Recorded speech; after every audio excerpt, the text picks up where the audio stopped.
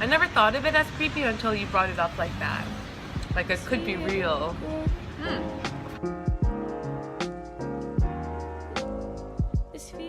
It's sort of like a demon is visiting you every night, like and you're just like after a while, okay, fine, do what you need to do, but I'm gonna sleep. I need my 8 hours.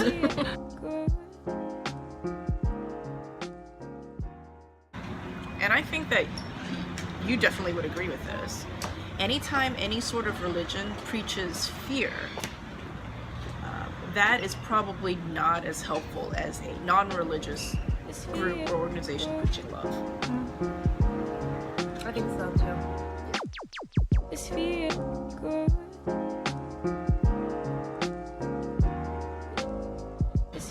I don't think it's right to preach fear. Like whatever religion or belief system, if it's like, oh, if you don't do this, then this is going to happen. That's I guess it's necessary sometimes, but that shouldn't be like the pillars of.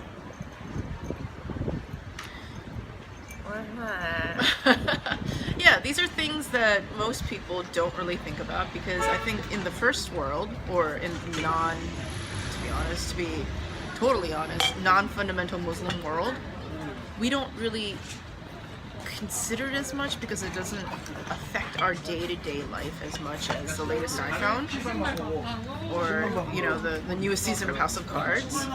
But there are big sections of the world that have very, very strong ideas of what is good and what is bad, and who preach fear to try to drive out evil.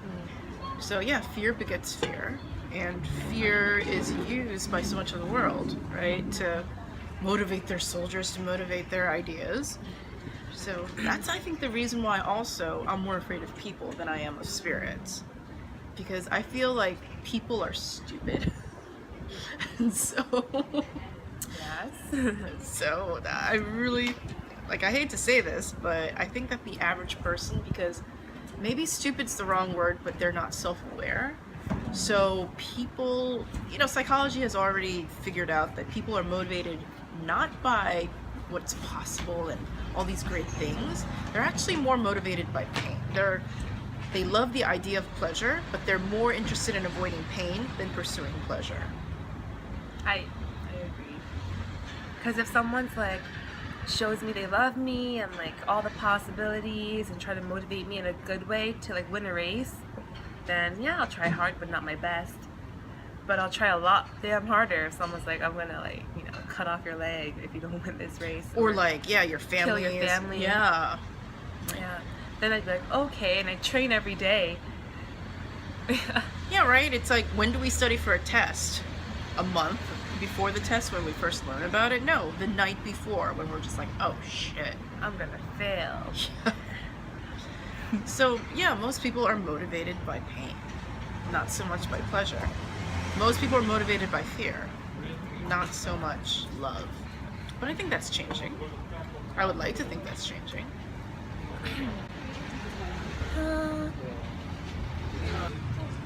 As I haven't slept in almost 24 hours, I just realized that. Okay, I have a problem with sleeping on a normal, healthy schedule and eating on a normal, healthy schedule. If I'm slurring my words, it's not because I had a crazy night drinking shots or anything. It's because I've tried to go to sleep and I can't sleep. I don't know. That's why my brain isn't working right now. Wow. I'm like trying to remember like all these resources that I was reading about ghosts and stuff. Because when I was younger, I was fascinated with ghosts. I can't remember any of them because I'm in a death spiral of sleepy and yet not sleepy. You said you heard an angel before. I don't even know if it was an angel, but I heard a voice before. It freaked me the fuck out. So I was reading a book about angels. I was maybe in high school.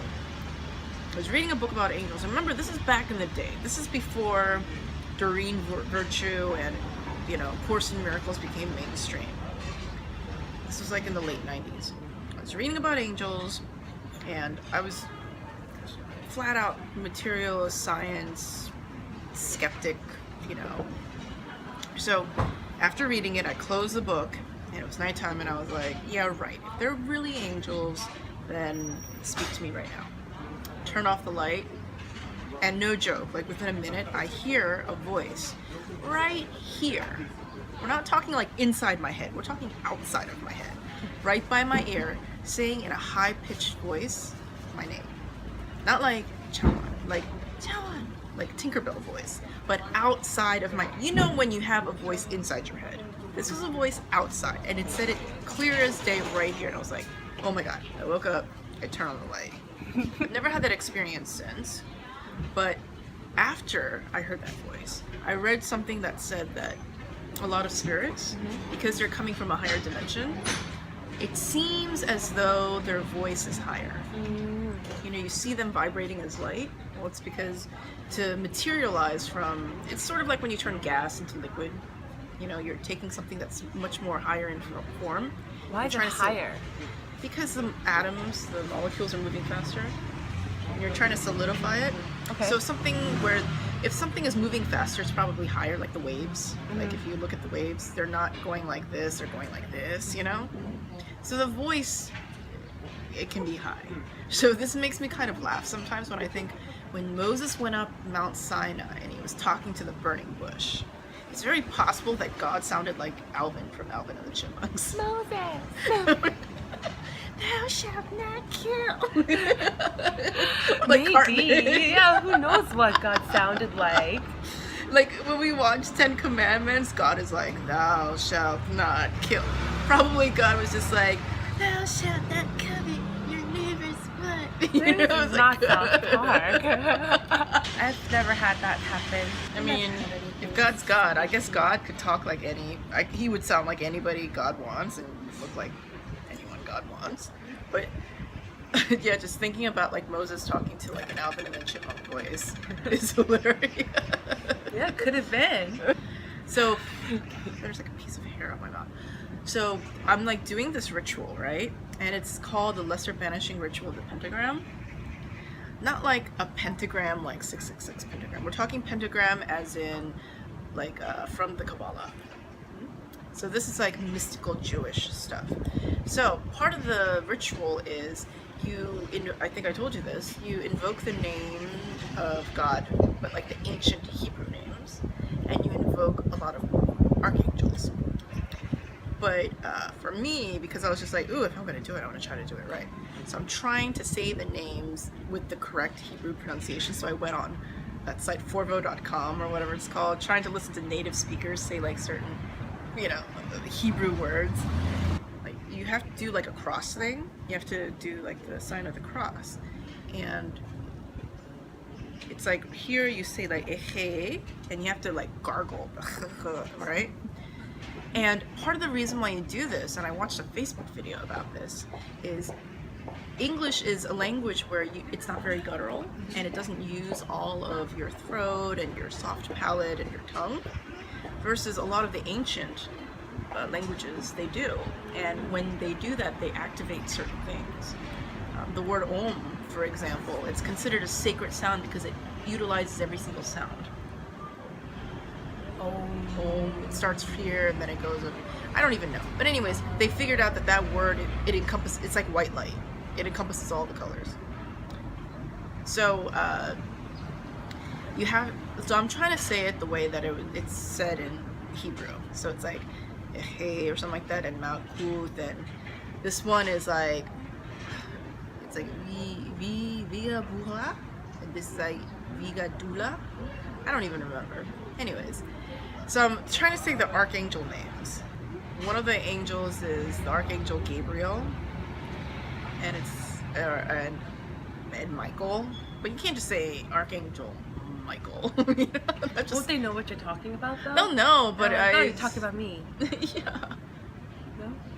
Yeah, they would. I mean, you could, but it just doesn't sound right. It's just like, to my front, Michael, you know? Hey, Mike. No. Hey, Mike. Mike. Boy, Mike. So you have to say Michael, right? Michael.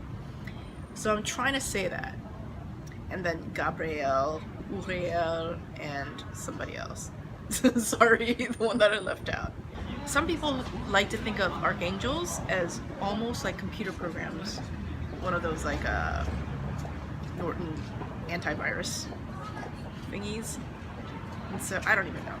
Like, I was trying to look up information about how to reconcile the fact that I'm not a religious person with mystical Judaism, with Kabbalah. And I was reading resources about, well, you can see it as when you've got a millennia of people believing in something very strongly, it's almost as if the collective has created an entity. If an entire nation believes in a certain thing for like thousands of years, it may actually come true, simply because of the force of so much belief over such a long period of time. And archangels, there's some validity to them because there's so much energy concerning them. They are like software that, if we're living in the Matrix, they're like agents, but not like an evil agent Smith, but they're like an agent that inserts itself into the Matrix to deliver messages. So I'm curious to know, Jeannie, if any of the viewers have supernatural experiences, ghost stories, or if they're just superstitious or believe in ghosts in general, because I personally find it fascinating. There's so many people who are complete rationalists, complete believers in science, the scientific method, and yet they will not step into a bathroom and do Bloody Mary, come and get me 3 times, right? Yeah. I'm like that. I'm totally like that. You cannot pay me enough money to go into a bathroom by myself, a dark bathroom, look in a mirror. Because I truly believe, maybe, I don't know, for whatever reason, I really believe that mirrors are a portal.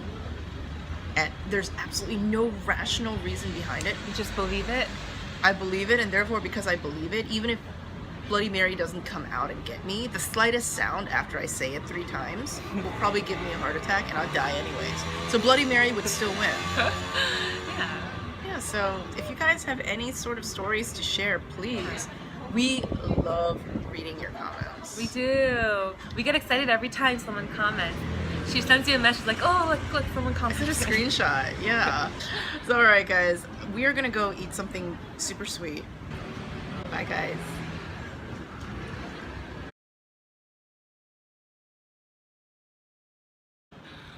While we were taking our screenshots, you know, we try to make it, our screenshots look nice. So we're like, oh, laugh. At first we just started with like smiles, but now we're actually laughing out loud. Okay, Jeannie's this great natural actress. She's like, let's take a screenshot where we look like we're having a great time. So she throws her head back. She's like, and me, the best I can muster is, Chaweon's like, ha ha ha ha ha. Oh my god, I'm so tired. Okay, sweet time. Sweet time. It's feel good. It's feel